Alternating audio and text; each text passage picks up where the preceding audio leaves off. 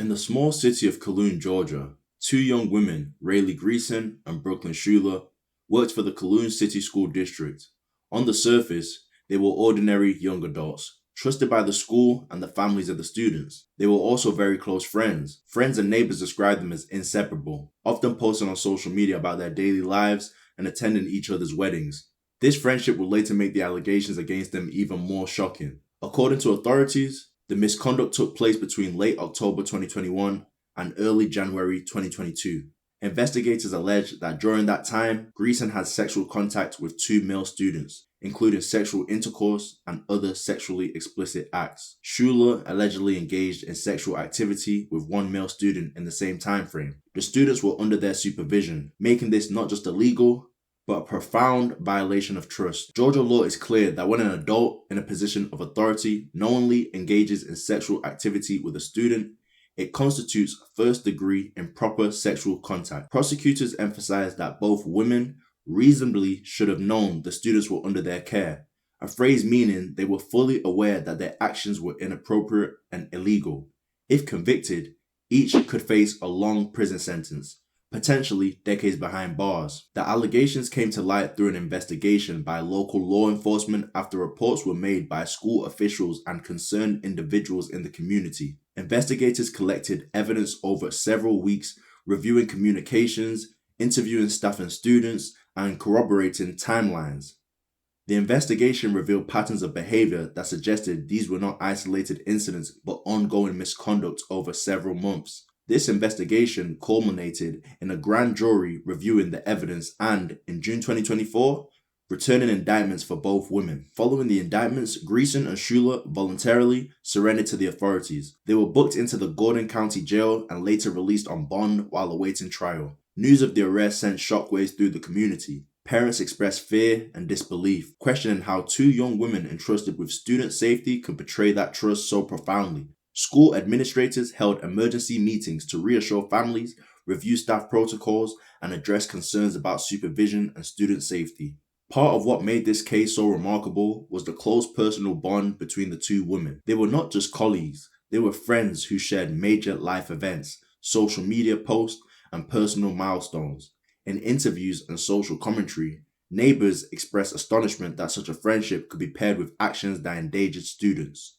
This duality, outwardly caring and inwardly violating trust, created a complex narrative that fascinated and disturbed the public. In court, the legal process began with both women facing first-degree improper sexual contact charges. The indictments carry serious potential consequences. Prosecutors outlined the evidence they had gathered, including witness statements and digital communications. Defense attorneys filed motions to review the evidence and challenge the claims. Pre-trial hearings have been scheduled to address procedural matters, set trial dates, and discuss potential plea agreements. Both women remain free on bond, with restrictions on contacting the alleged victims and limitations on their interactions with the school system. The wider impact of this case extended beyond the legal system.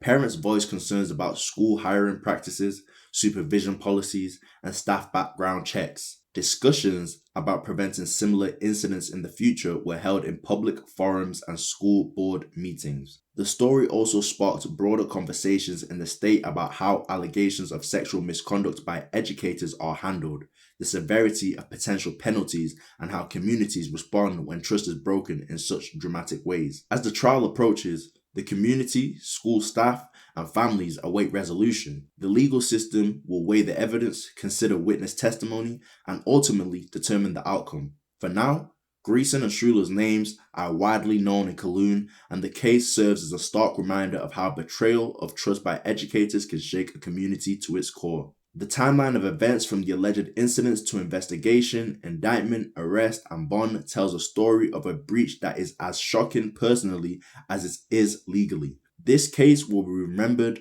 not only for the legal consequences, but for the lasting impact on the students and the community they were supposed to protect. Hey guys, how you doing? Now, one thing I noticed with this particular case, and that I've started noticing, especially with today's set of videos that I filmed, which you should be getting all through this week. Particularly with these cases, I see that they're married. And it's a regular occurrence. And while looking through some of the footage to do with these cases, I even seen in the comments other people were picking that up too, like they're married. And in particular, these two women attended each other's weddings. I think these two women, what screams out to me is a friendship in evil, if that makes sense to you. I feel like they had a deep bond over doing wrong. How are you attending each other's weddings, right? And there's not that moment where you check yourself and think to yourself, what I'm doing is wrong.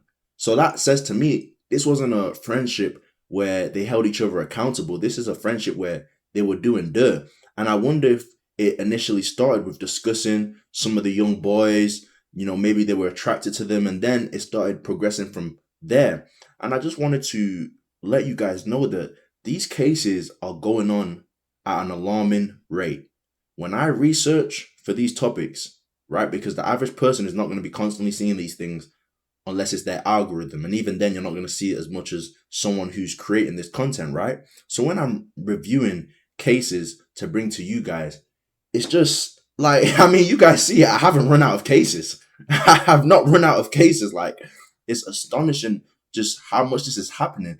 And even other cases I'm seeing outside of schools, like there was a situation where a mayor was involved with a young student. So it's just very alarming to see this going on. But guys, let me know what you think about this, and I'll make sure to keep updating you with these type of videos. And I'll see you in the next one. Enjoy your day.